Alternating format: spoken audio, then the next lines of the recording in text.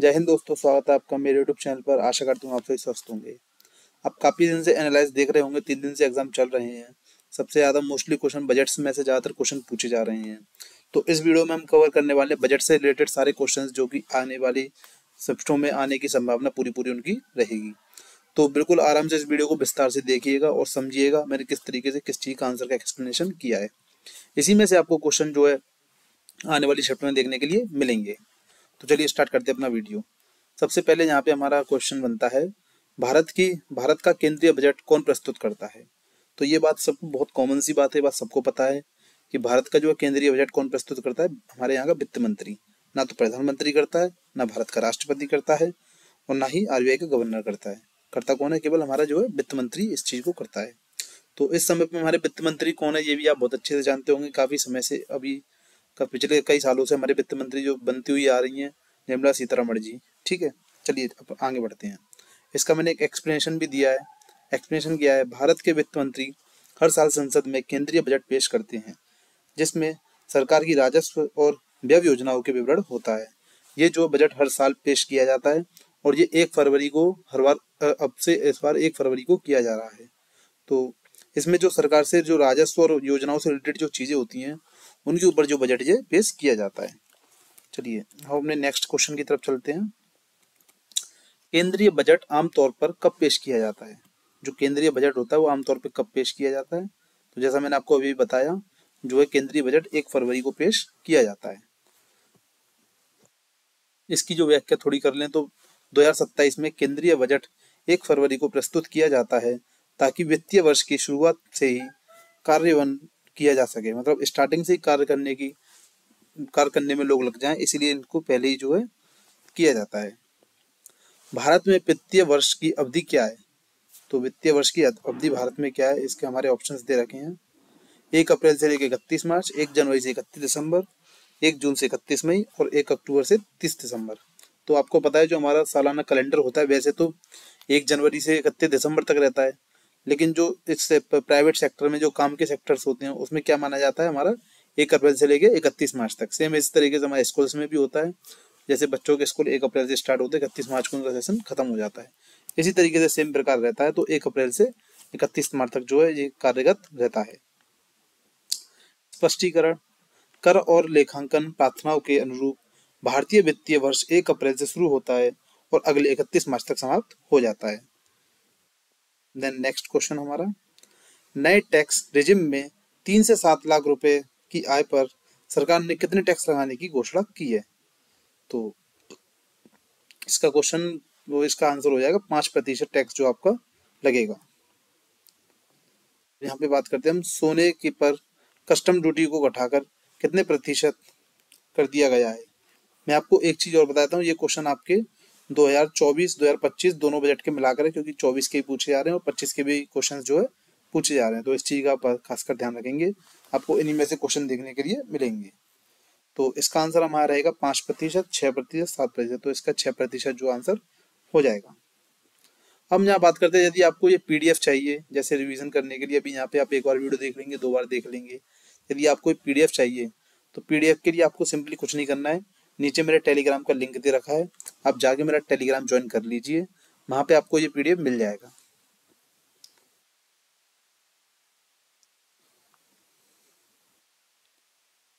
यहाँ पे हम क्वेश्चन है, ई कॉमर्स कंपनियों पर टैक्स की दर को घटाकर कितने प्रतिशत किया गया है? तो इसका आंसर हो जाएगा 0.1% जो है किया गया है। वित्त वर्ष 2024-25 में राजकोषीय घाटे के कितने प्रतिशत रहने की अनुमान है? इसका आंसर हो जाएगा 4.9% जो इसका अनुमान लगाया जा रहा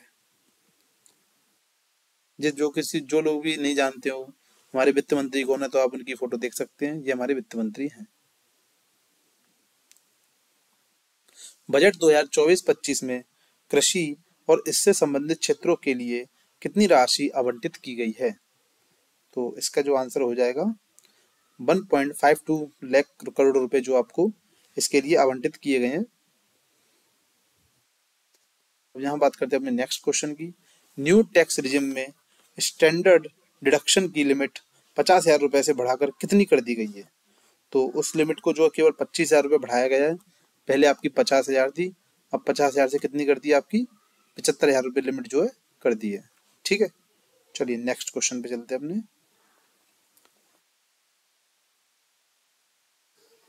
सरकार की ओर से आयकर अधिनियम 1961 की व्यापक समीक्षा कितने महीने में पूरी करने की योजना है? 1 साल, 8 महीने, 6 महीने, 4 महीने। तो इसका आंसर हो जाएगा 6 महीने। इसमें मैं आपको एक चीज और बता दे रहा हूँ, मैं इसमें जितने भी आंसर हैं वो सारे अलग अलग डिफरेंट कलर से जो है हाईलाइट किए हुए हैं। तो उसमें अगर आप मेरे पीडीएफ वहाँ पे अगर टेलीग्राम पर मेरी पीडीएफ आप इसको लेंगे तो आपको आंसर ढूंढने की भी जरूरत नहीं पड़ेगी, उसमें साथ के साथ आपके आंसर दिए गए हैं। तो आप इजीली अपना रिवीजन कर सकते हैं, उस पीडीएफ को अपने पास नोट्स बना के रख सकते हैं। आप अपना फ़ोन लेके जाएं जहाँ भी अपना पेपर देने जाएं तो इजीली साथ में उसको ले जा सकते हैं। चलिए, वित्त वर्ष 2024-25 में कितना पूंजीगत व्यय निर्धारित किया गया था? तो इसका सीधा आंसर हो जाएगा 11.11 लाख करोड़ रुपए जो है निर्धारित किए गए थे। नेक्स्ट क्वेश्चन, बिहार में सिंचाई और बाढ़ रोकथाम परियोजनाओं के लिए कितने करोड़ रुपए की वित्तीय सहायता निर्धारित की गई है? इसका हमारा आंसर हो जाएगा 11,500 करोड़ रुपए। काफी मात्रा में पैसे जो है निर्धारित किए गए हैं, 11,500 करोड़ रुपए। आंध्र प्रदेश राज्य को कितनी विशेष वित्तीय सहायता दी गई है? इसका आंसर हो जाएगा 15,000 करोड़ रुपए जो आंध्र प्रदेश को दिए गए हैं। केंद्रीय बजट का विषय क्या है? अब जो केंद्रीय बजट का ये कुछ ऐसे क्वेश्चन है जो आपको जानना जरूरी है, इन्हीं में से एमसीक्यू बन के आपके वहां पे आ सकते हैं। तो कृषि रोजगार सृजन और मजबूत खाद्य आपूर्ति संग्रह के लिए बुनियादी ढांचे में निवेश। बजट को कौन पारित करता है? वित्त मंत्री पारित करते हैं। कौन करता है? वित्त मंत्री। बजट को हिंदी में क्या बोलते हैं? धन, राजस्व के आय और उसके व्यय की सूची। बजट के संस्थापक कौन थे? षणमुखम चेट्टी। किसने जो कौन इनके संस्थापक रहे थे? षणमुखम चेट्टी। बजट के 3 प्रकार कौन से हैं? बजट के 3 प्रकार होते हैं अधिशेष बजट, संतुलित बजट और घाटे वाला बजट। ये 3 प्रकार के बजट आपके यहाँ पे देखने के लिए आपको मिलेंगे। हम यहाँ पूछेगा बजट के जनक कौन है? तो बजट के जनक हैं पीसी महालनोबिस, जिन्होंने सबसे पहले जो है बजट की घोषणा की थी कि इस तरीके से बजट भी पेश होना चाहिए। भारत में बजट कब से शुरू हुआ था? 7 अप्रैल 1860 को ईस्ट इंडिया कंपनी द्वारा जो है बजट शुरू कर दिया गया था। भारत में सबसे ज्यादा बजट किसने पेश किया है? मोरारजी देसाई ने 10 बार बजट पेश किया है। सबसे ज्यादा बजट किसने पेश किया अभी तक? मोरारजी देसाई जी ने। अब जहाँ हम देखते हैं 1947 में भारत का बजट कितना था? 171.15 करोड़ का राजस्व और 197.39 करोड़ का राजस्व व्यय था। भारत की पहली महिला वित्त मंत्री कौन थी? निर्मला सीतारमण, जो भी अभी तक प्रेजेंट में हमारी कौन है? महिला सीतारमण है। भारतीय संविधान के किस अनुच्छेद के तहत केंद्रीय बजट को वार्षिक वित्तीय वितरण कहा गया है? इसका आंसर हो जाएगा भारतीय संविधान के अनुच्छेद 112 में केंद्रीय बजट को वार्षिक वित्तीय वितरण के रूप में संदर्भित किया गया है, जो एक वित्तीय वर्ष के लिए सरकार को अनुमानित प्राप्तियां और व्यय को प्रस्तुत करता है। स्वतंत्रता के पहले वित्त मंत्री कौन थे जिन्होंने केंद्रीय बजट पेश किया था? आर.के. शानमुख चेट्टी ने जो है स्वतंत्रता के बाद 26 नवंबर 1947 को भारत का पहला बजट पेश किया था। कौन सी समिति केंद्रीय बजट के अनुदानों के मांगों की जांच करती है? उस समिति का नाम क्या है? वहां पे नाम पूछा हुआ है। विभागीय स्थायी समितियां विभिन्न मंत्रालयों के विभाग प्रस्तावों की मांग की समीक्षा है और बजट पारित होने से पहले आवश्यक परिवर्तनों की सिफारिश करती है।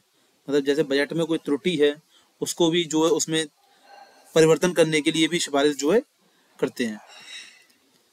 बजट लागू होने के बाद कौन सी संस्था सरकार के खातों और व्ययों के ऑडिट करती है? भारत का सीएजी सरकार के वित्तीय लेन देन का ऑडिट करता है और अपने निष्कर्षों की रिपोर्ट संसद को देता है। भारत में केंद्रीय बजट तैयार करने और प्रस्तुत करने के लिए कौन सा मंत्रालय जिम्मेदार है? केवल वित्त मंत्रालय इसका जिम्मेदार होता है। विशेष रूप से आर्थिक मामलों का विभाग बजट तैयार करना और वित्त मंत्री इस संसद को प्रस्तुत करते हैं। वित्त मंत्री इसे जो है संसद में प्रस्तुत करते हैं। भारत का केंद्रीय बजट आमतौर पर कब पेश किया जाता है?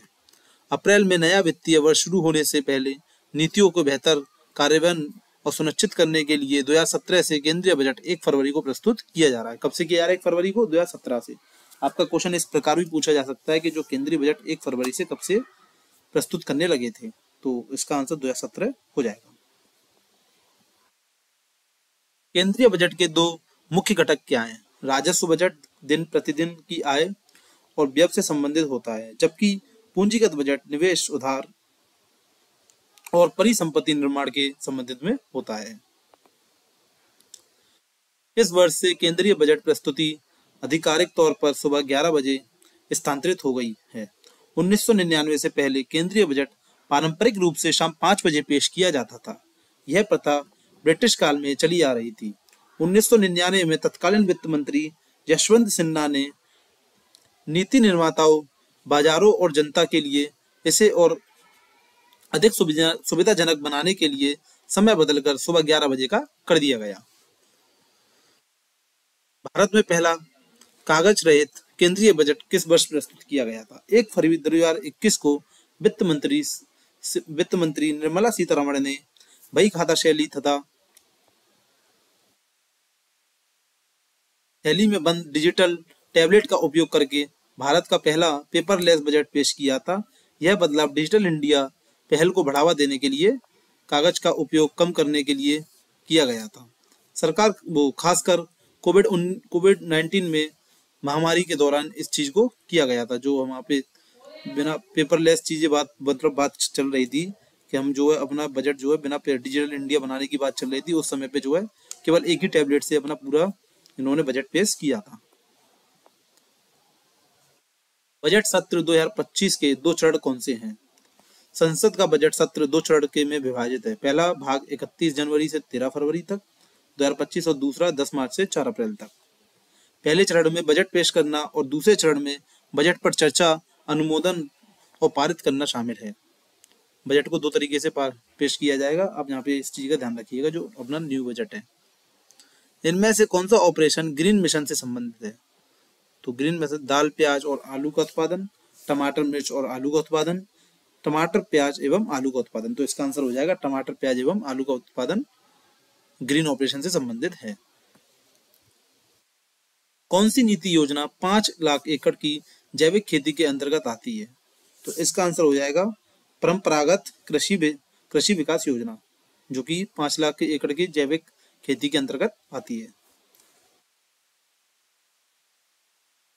बुनियादी ढांचे अनुबंधों पीपीपी और सार्वजनिक उपयोगिताओं की समस्याओं को हल करने के लिए किस विधेयक को पारित करने का प्रस्ताव किया गया था? सार्वजनिक उपयोगिता विवाद समाधान विधेयक, कंपनी संशोधन विधेयक, कौशल विकास कार्यक्रम, वस्तु एवं सेवा कर। तो इसका आंसर यहाँ पे हो जाएगा कंपनी संशोधन विधेयक।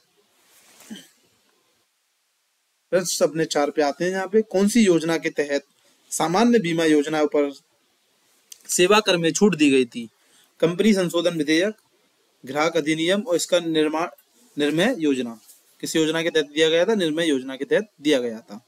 निम्नलिखित में से स्वतंत्र भारत के लिए पहले वित्त मंत्री कौन थे? जो आपको मैंने ऊपर भी बताया था अभी, षणमुख शेट्टी आपके जो है शेट्टी सबसे पहले वित्त मंत्री थे स्वतंत्र भारत के। किस सन में भारत में बजट औपचारिक रूप से पेश किया गया था?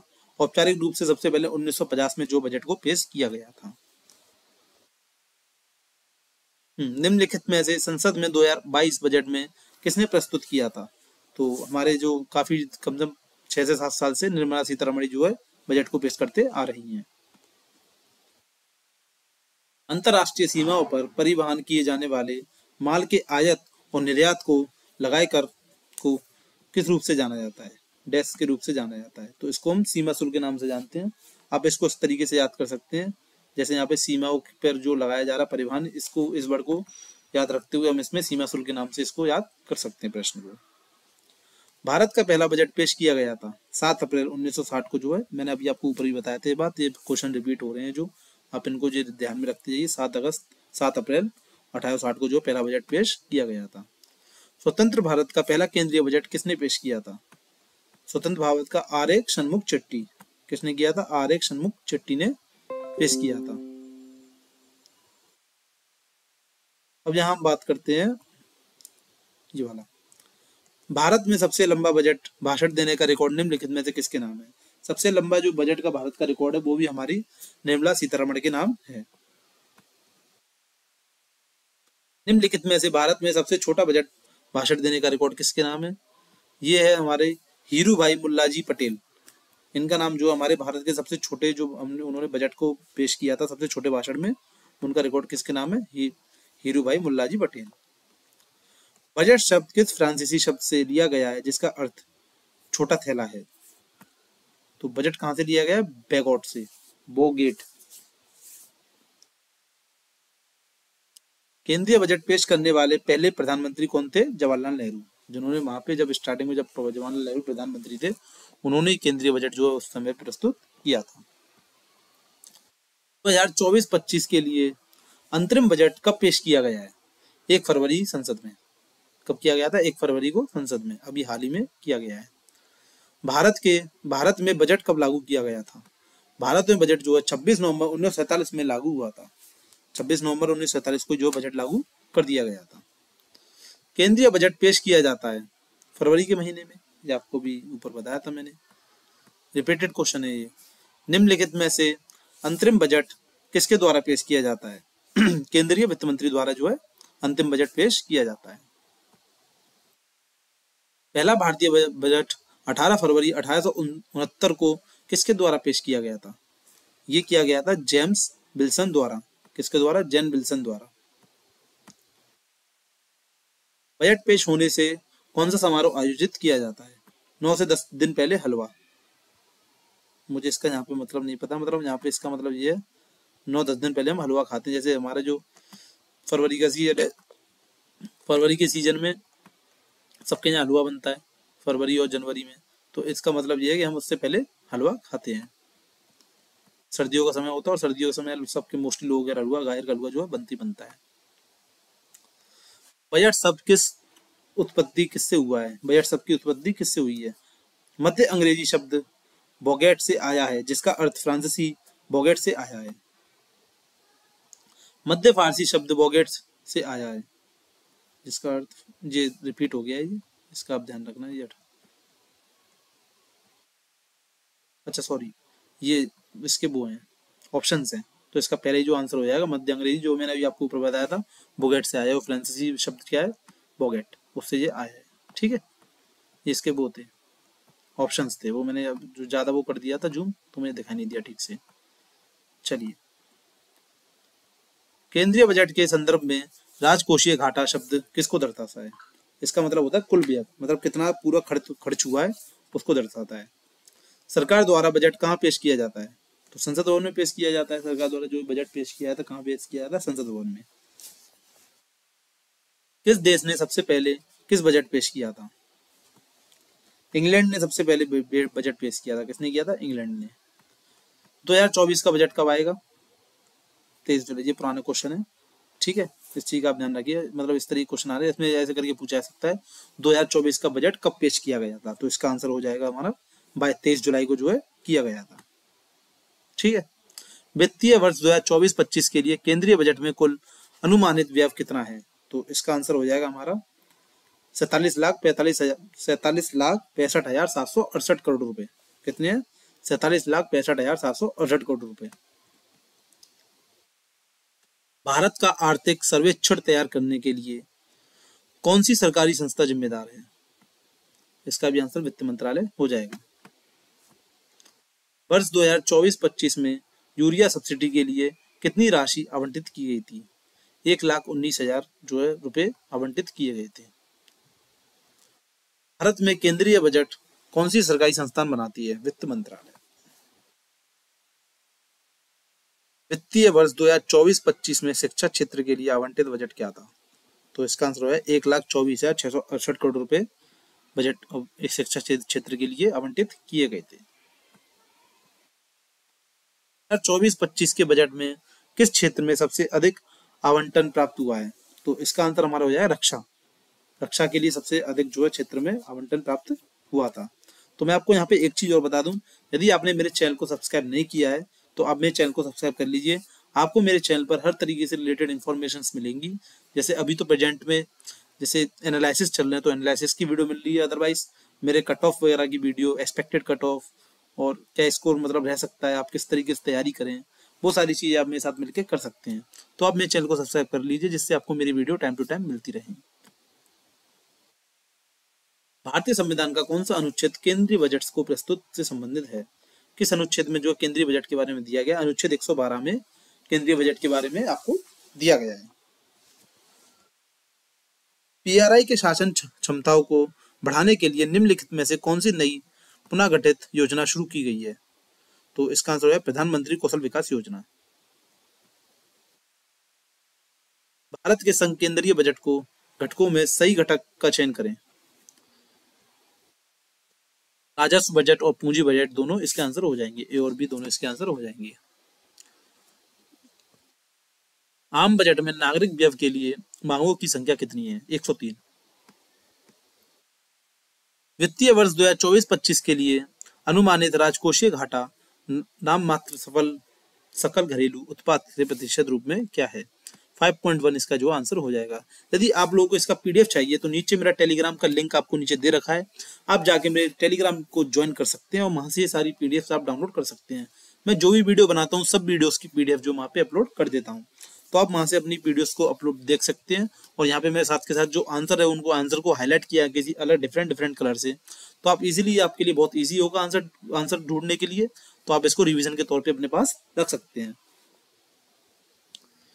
निम्नलिखित में से किसने सबसे अधिक बार बजट पेश किया? मोरारजी देसाई। अभी आपके मन में चल रहा हो कि उन्होंने निर्मला सीतारमण जी ने किया, तो ऐसा नहीं है। अभी मोरारजी देसाई है, उन्होंने अभी इनका रिकॉर्ड जो नहीं टूटा है, इन्होंने 10 बार पेश किया था। ठीक है, आने वाले 3 से 4 साल के अंदर इनका रिकॉर्ड हो सकता है टूट जाए। सभी सेवाओं पर 0.5% कौन सा उपकर लगाया गया है? स्वच्छ भारत और कृषि कल्याण, ए और बी दोनों इसका आंसर हो जाएगा। सरकारी बजट का उपयोग करके उठाए गए कदम निम्नलिखित में से प्रभाव डाल सकते हैं? इसका आंसर हो जाएगा इनमें से कोई नहीं।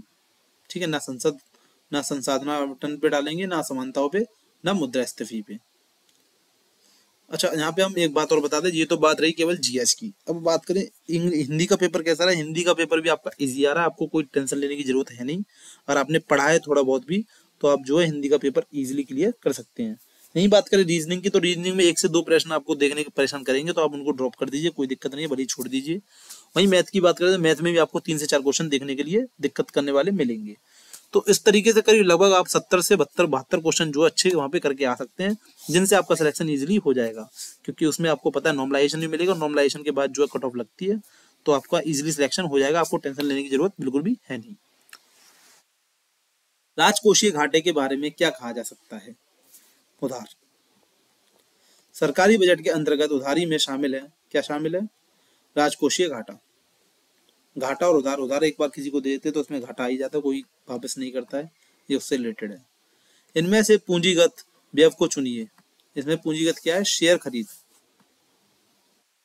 हमारी वीडियो लगभग समाप्त होने के समय पे है, तो जिस किसी ने चैनल सब्सक्राइब नहीं किया है प्लीज मेरा चैनल सब्सक्राइब कर लीजिए। मैंने स्टार्टिंग की है तो मुझे बहुत स्ट्रगल करना पड़ रहा है, क्योंकि जब तक आप मुझे मोटिवेशन नहीं दोगे, मेरे चैनल को सब्सक्राइब नहीं करोगे, मेरी वीडियोस को लाइक नहीं करोगे, तो मुझे कैसे मोटिवेशन मिलेगा? तो मुझे आप एक कमेंट भी इसमें एक कमेंट भी छोड़ के जाए, मैं किस तरीके की वीडियो बनाता हूँ, ये आपके लिए लाभदायक वीडियो है या नहीं है, इस चीज का आप बिल्कुल ध्यान रखना है। तो इसका आंसर हो जाएगा विश्व बैंक द्वारा दिए गए ऋण। स्वतंत्र भारत के पहले वित्त मंत्री कौन थे? षणमुख शेट्टी जी। आंसर जो आपका क्वेश्चन 3 बार रिपीट हो चुका है, तो आपको ये तो बिल्कुल हट जाना चाहिए, पहले वित्त मंत्री आपके कौन थे। हिंदी में बजट कब प्रिंट हो रहा था? 1956 में जो हिंदी में बजट को जो है प्रिंट किया गया था। निम्नलिखित में से रेल बजट अलग से पेश करने का परंपरा कब से शुरू हुई? 2017 से जो रेल बजट जो अलग से पेश किया जाने लगा। अब यहाँ बात करते हैं अपने 49 क्वेश्चन पे। निम्नलिखित में से आर्थिक सर्वेक्षण कब पेश किया गया था? बजट से 1 दिन पहले। कब किया गया था? बजट से 1 दिन पहले। ये हमारा लास्ट का क्वेश्चन है। जिसमें से मैंने आपको बजट से पहले क्या आता है, तो इसमें मैंने आपको आंसर आपको जो है कमेंट बॉक्स में मेरे को देना है, इसका आंसर क्या हो सकता है। यहाँ पे इसका आंसर जो आप देख रहे हो यहाँ पे नहीं है, ठीक है। तो आप इस क्वेश्चन का आंसर मुझे कमेंट सेक्शन में देंगे। आशा करता हूँ आपको वीडियो पसंद आया होगा। मेरे नीचे टेलीग्राम का लिंक और इंस्टाग्राम का लिंक, सारे लिंक नीचे दे रखे हैं। आपको मुझे जहाँ ज्वाइन करना आप वहाँ ज्वाइन मुझे कर सकते हैं। और मैं टेलीग्राम पे भी आपसे, मतलब मैं जो इंस्टाग्राम है उस पर भी शॉर्ट वीडियो के माध्यम से आपको मैथ और रीजनिंग की शॉर्ट ट्रिक्स बताता हूँ, तो आप वहाँ पे भी जाके मुझे ज्वाइन कर सकते हैं। तो चलिए मैं समाप्त करता हूँ अपना वीडियो यहीं पे। जय हिंद।